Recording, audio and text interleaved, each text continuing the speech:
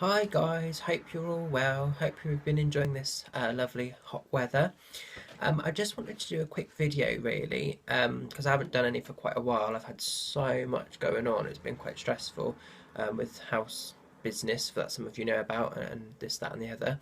But anyway, um, I've been getting quite a lot of people asking me lately about spirit connection, and they've been asking me, private messaging me when I've been doing demonstrations. People have been asking me in private readings, all different ways. I'm getting it quite a lot about, oh, wouldn't it be nice to just be able to like sit down and have a chat with my nan or my granddad or whoever loved ones you have in the spirit world.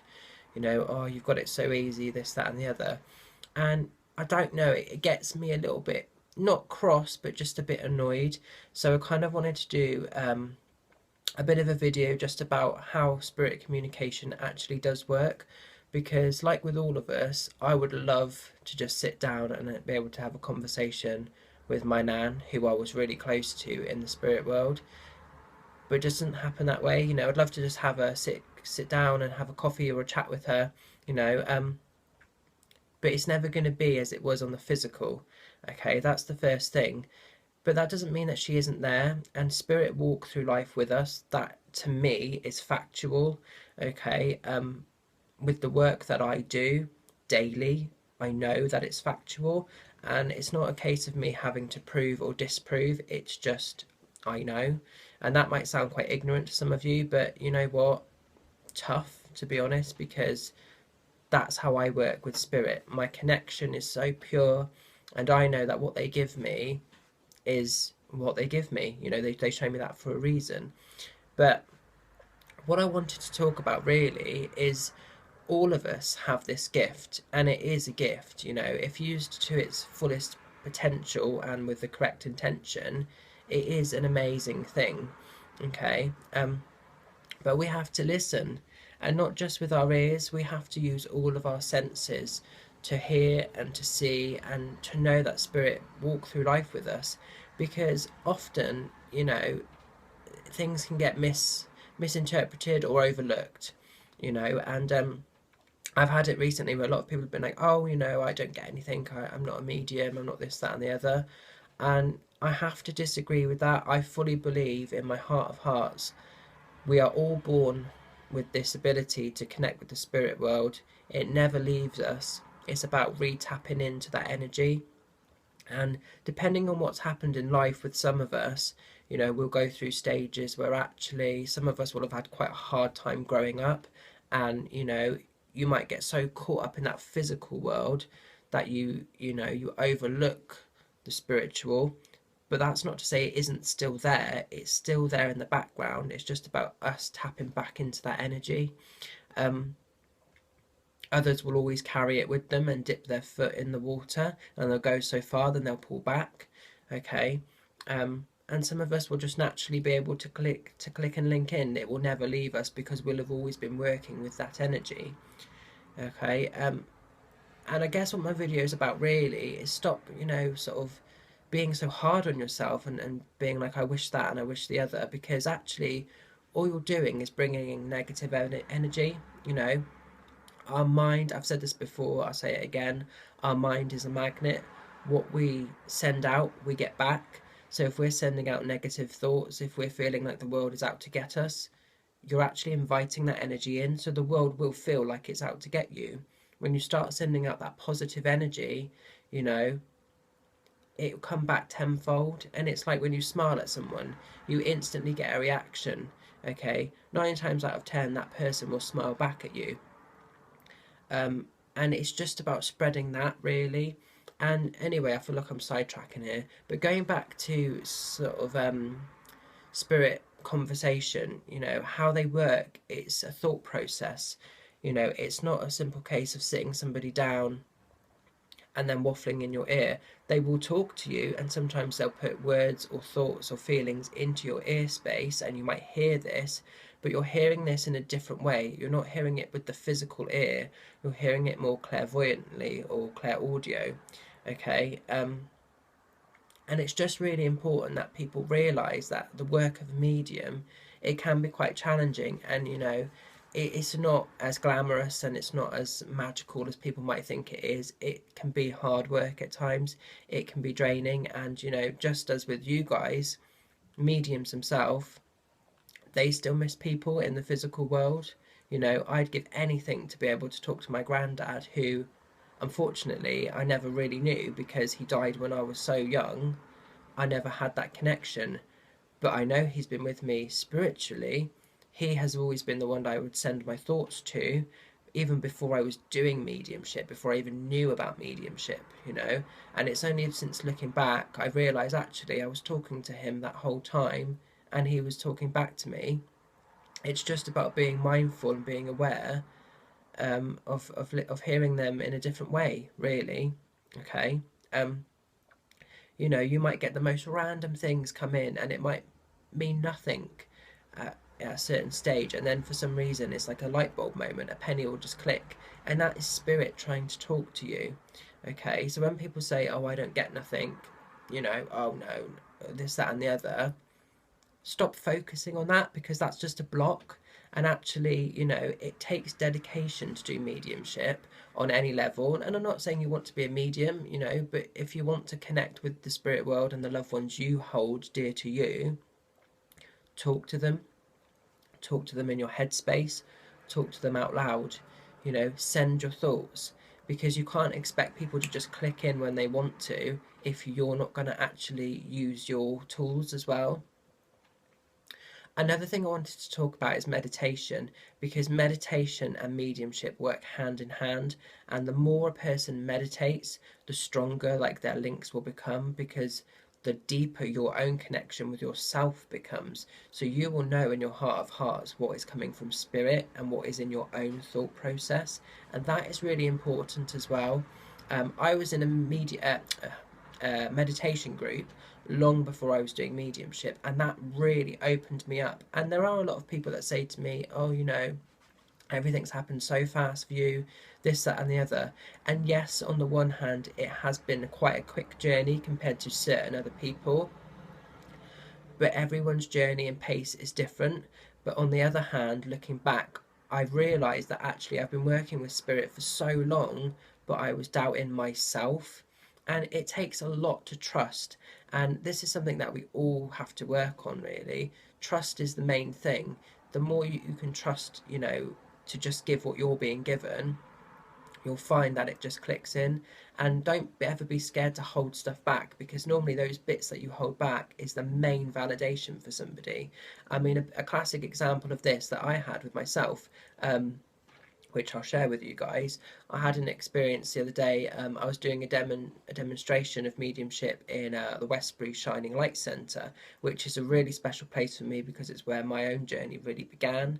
Um, and that whole day I was panicking. I was really nervous about doing the demo in the evening, and on and off I just kept being shown this red book. I didn't know who was giving this information to me, whether they were male or female. I had no idea, but I just kept seeing this red book kept coming into my thought process, almost like a little movie reel showing in my third eye. So I thought, okay, this is obviously for somebody tonight, and it's obviously spirit trying to connect with me. And it wasn't until I was standing there, it was actually my first message, for this lovely lady, and I had this gentleman coming in quite quickly, quite matter of fact. He was there. It was a father figure, and he was just showing me this red book again. And I said, could you understand about this red book? It doesn't mean anything to me, but I need to tell you about this because I know it's important. And she'd only recently started reading again, and the book she was currently reading was a red sleeved book. So for her, that was big validation. And not only because she was reading this book, but because she hadn't read for quite a while. And, you know, that's one of the memory links that, you know, the father figure knew about, that she loved to read. So it sounded trivial at the time, but actually for her, that was massive validation. Okay, and she had asked for a sign or something of that nature. So never dismiss what you're given, because you're getting that for a reason. Whether that reason is clear or not at the time is irrelevant, really. Hold on to it, because very often, you know, people will dismiss stuff so quickly, or they'll want it so matter of fact, word for word. Spirit can't always show that. It takes a lot of power for spirit to link. And don't forget, they're not communicating with us on a chatty, vocal level. It's on an energy level that they're working with us. They're coming into our energy field and connecting with us to pass on validation. Okay, so that in itself takes a lot for them to do. And I don't know, I just wanted to share it with you, this video, quickly. I feel like I'm waffling a little bit, but who cares? Because there are so many people that are desperate to just make that connection, but actually, everyone has that ability. There's no reason why you can't. And anybody that says different, I'm sorry, it's pure laziness. And that again might sound a bit harsh. Don't be somebody that stops yourself from growing spiritually, because we all have the power within. And the best place is find an open circle, find a sacred space that feels special to you. And it might be that you go to a few different circles before you find the one that's right for you, and that's okay.